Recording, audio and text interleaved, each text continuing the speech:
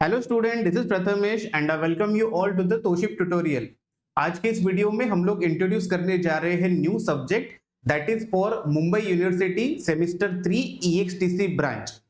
तो यहाँ पे जो सब्जेक्ट डिस्कस कर रहे हैं वो सब्जेक्ट का नाम है electronic devices and linear circuits. This is as per NEP. इससे पहले भी ये जो सब्जेक्ट था ये मुंबई यूनिवर्सिटी के स्टूडेंट को था, लेकिन उस टाइम पे उसका जो नाम था वो इलेक्ट्रॉनिक डिवाइसेस एंड सर्किट्स इतना ही था। तो एडिशनल जो ऐड हुआ है लीनियर सर्किट्स, इसके बारे में इस वीडियो के अंदर डिस्कस करेंगे। सब्जेक्ट का जो पूरा सिलेबस है वो सिलेबस 1 बाय 1 डिस्कस करते हैं और चेक करते हैं ऐसे कौन से टॉपिक्स इंपॉर्टेंट है और कहां पे ज्यादा फोकस करना है। साथ में यहाँ पे हम लोग अंडरस्टैंड करेंगे कि अगर ये सब्जेक्ट पढ़ना है तो इस सब्जेक्ट का टेक्निक क्या होना चाहिए और इस सब्जेक्ट का एग्जैक्टली वेटेज कितना है as per the EXTC branch. So let's get started. तो जैसे मैंने बोला, सब्जेक्ट का नाम है electronic devices and linear circuit. It is for semester 3। जो अदर यूनिवर्सिटी स्टूडेंट्स है, जैसे we have Pune university students, we have Batu university student, तो वहां पे भी ये जो सब्जेक्ट है बहुत सारे लोगों को ऑलमोस्ट कॉमन रहता है। Okay, I will say 70 to 80% of the content जो है वो कॉमन कंटेंट होते हैं। ओके, बट जैसे कि अपने तोशिप ट्यूटोरियल का खासियत है, हम एज पर सिलेबस ही कोर्सेज लॉन्च करते हैं। ओके, तो जैसे इस university that is Mumbai university के स्टूडेंट ने इसको डिमांड किया, बहुत सारे स्टूडेंट चाहते थे ये कोर्स होना चाहिए हमारे पास, तो हमने इस कोर्स को लॉन्च कर दिया है। फाइन। तो जैसे कि स्टार्टिंग से हम लोग बोलते हैं कि अपने फोन में एक एप्लीकेशन हमेशा होना चाहिए जब तक हम लोग टेक्निकल एजुकेशन में है, मतलब लाइफ टाइम। फाइन। तो तोशिप ट्यूटोरियल एप्लीकेशन आपके फोन के अंदर है। आपको करना क्या है, इस कोर्स को सर्च करना है। ओके, कोर्स ऑलरेडी अवेलेबल है। कोर्स आप कैसे सर्च करते हो, आप एप्लीकेशन में आने के बाद स्ट्रेट फॉरवर्ड सर्च में नाम डाल दो। यहाँ पे आपको ईडीएलसी सर्च करना है। ओके, नाउ ईडीएलसी सर्च करने के बाद आपको ऑप्शंस दिखेंगे। ओके, लाइक ऑप्शंस मतलब you can have a combo जिसमें ईडीएलसी एक वन ऑफ द सब्जेक्ट है, बाकी दो और सब्जेक्ट होंगे, या फिर आप प्योरली ईडीएलसी सब्जेक्ट को भी चेक कर सकते हो। ओके, तो जैसे मैंने बोला, सब्जेक्ट इलेक्ट्रॉनिक डिवाइसेस जो है ये कंबाइन है। कंबाइन मतलब वहां पे electronic devices and linear circuits, इन दोनों चीजों को पढ़ना है। ओके, तो कहां पे अपने को पता चलेगा इसके डिटेल सिलेबस के बारे में, तो आप सिलेबस में आ जाओ। सिलेबस ओपन करने के बाद आपको चेक करना है कि एग्जैक्टली प्री रिक्विजिट्स क्या होते हैं और इस सब्जेक्ट का इंपॉर्टेंस क्या है। ओके, तो ऑलरेडी देखो, प्री रिक्विजिट मतलब इस सब्जेक्ट को पढ़ने से पहले हमको क्या क्या आना चाहिए। ओके, तो दे अंडरस्टैंड कि आपको फिजिक्स 1 फिजिक्स 2 के कुछ कंसेप्ट्स है, ये पता होने चाहिए। Okay, then along with that basic electrical engineering, जिसको आप बीडब्ल्यूई बोलते हो, ये कोर्स के बारे में भी आपको नॉलेज होना चाहिए। ओके, बहुत सारे लोग बोलते हैं कि नहीं हम तो डायरेक्ट सेकंड ईयर के हैं, ये सब चीजें हमको नहीं थी। कोई टेंशन लेने की जरूरत नहीं है। इवन इफ इसके कंसेप्ट आपको नहीं याद आ रहे हैं तो भी इस एवरी वीडियो में इन डिटेल में सारी चीजों को वापस पढ़ाया गया है। ओके, कहीं पे ऐसे बोला नहीं है कि ये आपको पहले से आता है करके। ओके, तो यहाँ पे इंजीनियरिंग फिजिक्स 1 2 के बाद बेसिक इलेक्ट्रिकल एंड इलेक्ट्रॉनिक्स पढ़ने के बाद हम स्टार्ट करते हैं इस सब्जेक्ट को। ओके, देखो जनरली क्या होता है, कभी भी इलेक्ट्रॉनिक डिवाइसेस पढ़ना आप स्टार्ट करते हो तो उसका स्टार्ट होता है पीएन जंक्शन से। ओके, सेमीकंडक्टर से स्टार्ट होता है, टाइप्स ऑफ मटेरियल से स्टार्ट होता है, बट दिस टाइम थोड़ा सा सिलेबस एडवांस कर दिया। ओके, उन्होंने क्या किया है, directly BGT and MOSFET, okay, electronic devices and circuits के ये पार्ट है, डायरेक्टली स्टार्ट किया है बीजेटी एंड मॉसफेट से। ओके, देखो जैसे बोला डायोड पार्ट होना चाहिए था लेकिन नहीं है, तो यहाँ पे बहुत सारे स्टूडेंट जो है ये कंफ्यूज हो जाते हैं। ओके, क्यों? क्योंकि उनका जो रेफरेंस है वो रेफरेंस डायोड होता है हमेशा। पहले पी टाइप मटेरियल क्या है, एन टाइप मटेरियल क्या है, ये सब उनको पढ़ना रहता है। ओके, बट एनीवेज यहाँ पे हमको अंडरस्टैंड क्या करना है, तो ईच एंड एवरी डिवाइस का working. Okay, BJT and MOSFET, इसका वर्किंग क्या होगा, इसका कंस्ट्रक्शन कैसे होगा, इसके कैरेक्टरिस्टिक्स कैसे होंगे, ये सारी चीजें इस मॉड्यूल से एक्सपेक्टेड है। ओके, लेकिन ओनली 30-40% ये पार्ट हो गया। बाकी जो पार्ट है वो कंप्लीटली न्यूमेरिकल है, जहां पे एक्सपेक्ट किया जाता है कि आप डीसी एनालिसिस करो। ओके, देखो एडीसी जो सब्जेक्ट है इलेक्ट्रॉनिक डिवाइसेस, इसमें DC analysis and AC analysis, ऐसे दो अलग अलग वर्जन्स होते हैं। ओके, तो जो डीसी एनालिसिस होता है उसमें केवीएल केसीएल अप्लाई करके आप इनपुट एंड आउटपुट करंट को कैलकुलेट करते हो। और जो एसी एनालिसिस होता है उसमें भी आप क्या करते हो, कुछ एनालिसिस करते हो और उस एनालिसिस करने के बाद आप input impedance, output impedance, voltage and current gain को कैलकुलेट करते हो। ओके, तो ये जो पहले के जो दो मॉडल्स है, ये दो मॉडल्स आपके इलेक्ट्रॉनिक डिवाइसेस के ऊपर डिपेंडेंट है, जहां पे आपको DC analysis and AC analysis, okay, complicated है, इतना इजी नहीं होता है। ओके, मॉड्यूल नंबर 2 डायरेक्ट नहीं पढ़ सकते क्योंकि एसी एनालिसिस करने से पहले डीसी एनालिसिस आना चाहिए। ओके, तो ये जो सब्जेक्ट है इसके अंदर आपको मैक्सिमम न्यूमेरिकल टाइप्स के क्वेश्चंस दिखेंगे। ओके, यहाँ पे आप बहुत कम थ्योरी एक्सपेक्ट करना। ओके, कुछ आगे मॉड्यूल्स है जहां पे थ्योरी टाइप के क्वेश्चंस एक्सपेक्टेड होते हैं, but maximum numericals, maximum design, maximum यहाँ पे आपको कैलकुलेशंस एक्सपेक्टेड है। ओके, देन डेरिवेशंस भी यहाँ पे बहुत सारे पूछे जाते हैं।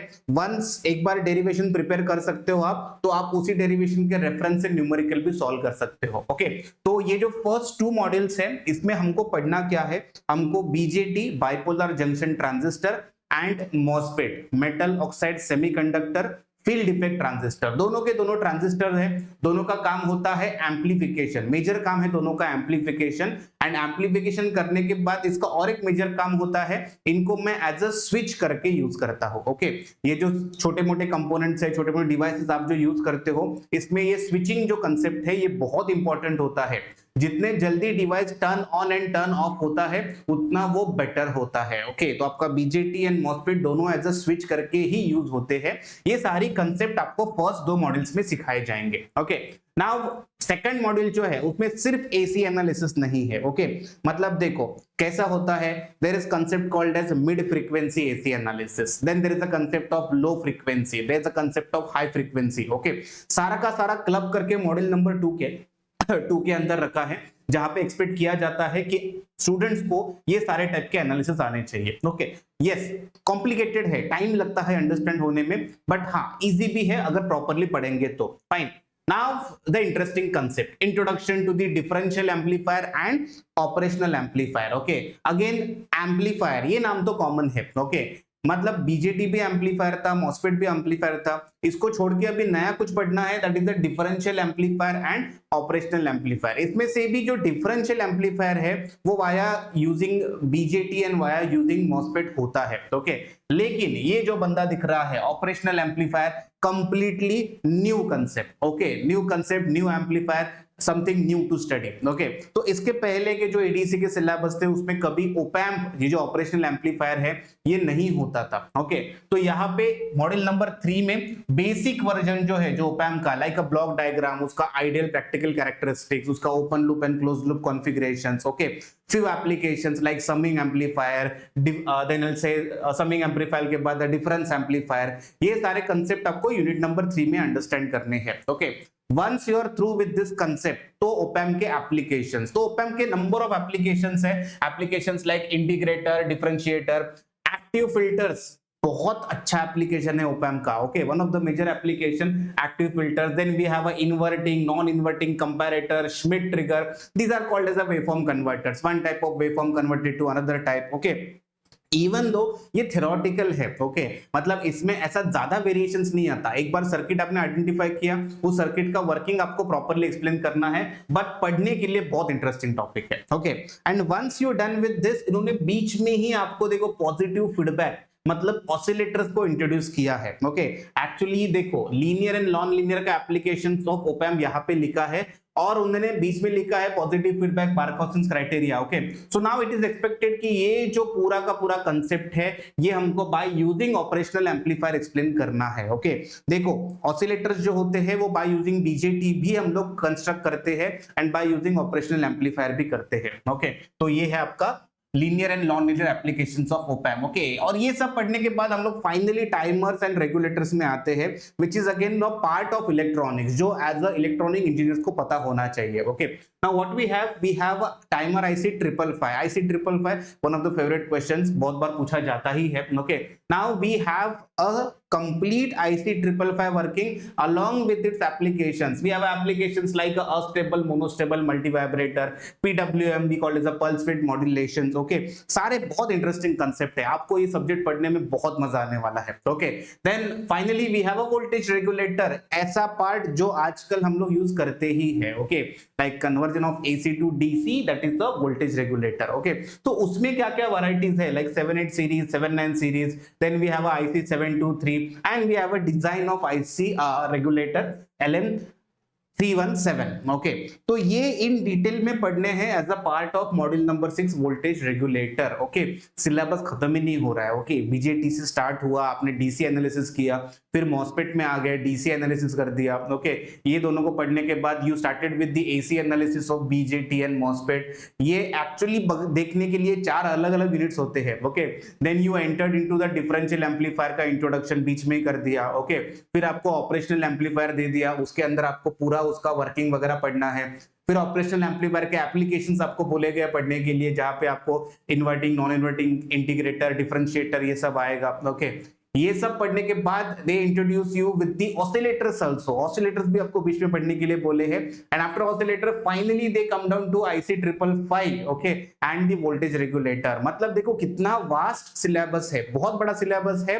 टाइम लगता है अंडरस्टैंड करने में, पढ़ने में. हम अभी भी इसके कंटेंट्स को और अपग्रेड कर रहे हैं, जितना हो सकते हैं इन डिटेल छोटे छोटे कंटेंट ऐड करेंगे, सो दैट आपके दिमाग में कहीं पे भी डाउट नहीं होना चाहिए. ओके, तो जैसे हम लोग बोलते हैं कहां पे 100% कंटेंट मिलेंगे, डेफिनेटली एप्लीकेशन पे ही मिलेंगे. यहाँ पे आपको ये जो कोर्स है, ये कोर्स अंडरस्टैंड करने के लिए, जैसे बोला, आप कोर्स में कभी भी आओगे, उसके बाद आपको कंटेंट चेक करने हैं. मैंने पहले ही बोला है कि this contents we are upgrading, module 1, module 2, module 3, 4, 5 and till module 6. Okay, so यहाँ पे इन डिटेल में ये जो कोर्स है, इसके कंटेंट आ रहे हैं. हम लोग ने बहुत सारे अच्छे अच्छे वीडियोस यहाँ पे रिकॉर्ड करके रखे हैं, सो दैट आपको इसका बेनिफिट मिले. ओके, सब्जेक्ट डिफिकल्ट है गाइस, इतना इजी स्ट्रेट फॉरवर्ड नहीं होता है. इलेक्ट्रॉनिक्स, KVL कहाँ पे अप्लाई करना है, KCL कहाँ पे अप्लाई करना है, voltage division rule, then opamp के अंदर इंटरेस्टिंग कांसेप्ट्स है, एडर, सबट्रैक्टर्स कैसे परफॉर्म करना है, ये सारी चीजें आपको यहाँ पे डिटेल में मिलेगी. ओके, सो EXTC स्टूडेंट जो ऑलरेडी सेमेस्टर 3 में है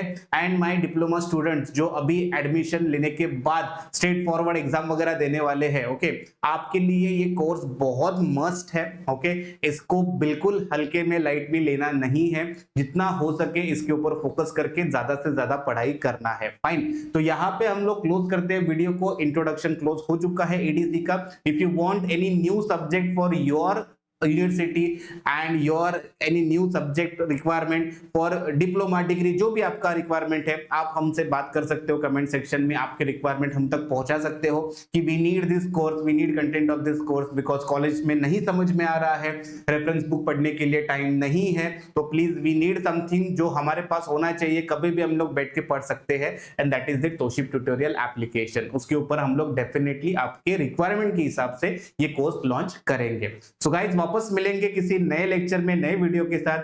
till then keep learning, keep practising. Thank you.